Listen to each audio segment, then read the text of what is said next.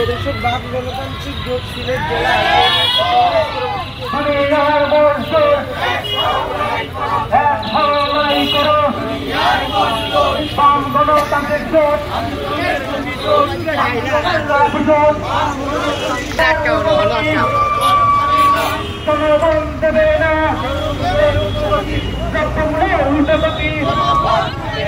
জনগণ মানে না আমার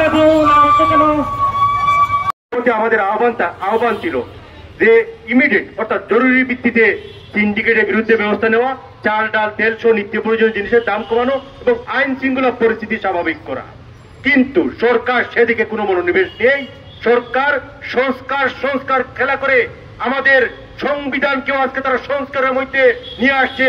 তারা আমাদের 1971 সাল 52 ভাষা আন্দোলন, 71 মুক্তিযুদ্ধ, 90 স্বৈরাচার বিরোধী আন্দোলন যে আমাদের প্রেরণার উৎস, সেই আন্দোলন সংগ্রামের সেই দিনগুলোকেও আজকে তারা কলুষিত করতে চাচ্ছে। আজকে অন্তর্বর্তীকালীন সরকার নিরপেক্ষ সরকার, এই সরকার আমরা মনে করি তার নিরপেক্ষতা বজায় রাখবে। কিন্তু আমরা এই জায়গায় এসে দেখছি অন্তর্বর্তীকালীন সরকারের প্রত্যক্ষ ইন্ধনে আজকে নতুন দল কিংস পার্টি তৈরি করা হচ্ছে। তা অন্তর্বর্তীকালীন সরকারের সংবিধান লঙ্ঘনের শামিল। আমরা সেই জায়গা থেকে আহ্বান জানাবো, এই ধরুন কিংস পার্টি অতীতে যেমন জনগণ দ্বারা প্রত্যাখ্যাত হয়েছে, আজকের কিংস পার্টিও জনগণ দ্বারা প্রত্যাখ্যাত হবে। আমরা সেই জায়গায় ছাত্র শ্রমিক জনতাকে আহ্বান জানাই যে বৈষম্যহীন সমাজের আকাঙ্ক্ষাকে কেন্দ্র করে জুলাই আগস্ট অভ্যুত্থান সংগঠিত হয়েছিল। বামপন্থীরা নিরবিচ্ছিন্নভাবে একটি বৈষম্যহীন সমাজ রাষ্ট্র নির্মাণের জন্য দীর্ঘদিন থেকে আন্দোলন করে আসছে। একমাত্র বামপন্থীদের নেতৃত্বেই বৈষম্যহীন সমাজ প্রতিষ্ঠিত হতে পারে। আর কোন কিংস পার্টি কিংবা কোন দল কিংবা কোন মৌলবাদী শক্তি দ্বারা বৈষম্যহীন সমাজ রাষ্ট্র নির্মাণ সম্ভব নয়। চিন্তায়ের ঘটনা ঘটছে, সরকার এগুলাকে প্রতিরোধ করতে পারছে না। ফলে আমরা আজকে বাম গণতান্ত্রিক জোট একদিকে যেমন রমজানে দ্রব্যমূল্য নিয়ন্ত্রণ, আইন শৃঙ্খলা পরিস্থিতি যাতে হাতের কাছে, আইন শৃঙ্খলা পরিস্থিতি যাতে নিয়ন্ত্রণে রাখা হয় সেই দাবি করছি।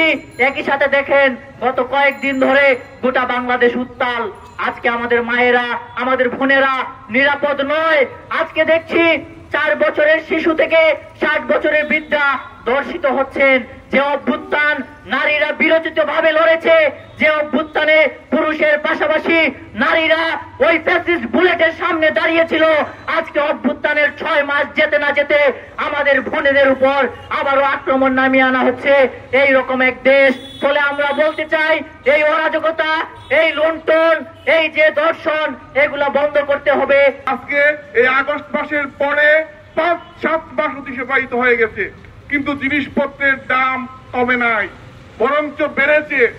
IMF এর কাছ থেকে ঋণ নেওয়ার শর্তের কারণে, তাদের বেঁধে দেওয়া নানান স্বার্থের কারণে এই সরকার শতাধিক পণ্যের উপরে ভ্যাট আরোপ করে জিনিসপত্রের দাম বাড়িয়ে দিয়েছে। গ্যাসের দাম বাড়ানোর পায়ে তারা চলছে। এই যে কৃষক শ্রমিক মেহনতি মানুষ যে স্বপ্ন দেখেছিল এই সরকার আসলে সিন্ডিকেট ভাঙতে পারবে, আগামী দিনে একটা সুন্দর বাংলাদেশ তারা পাবে, আজকে কি উপহার পেল?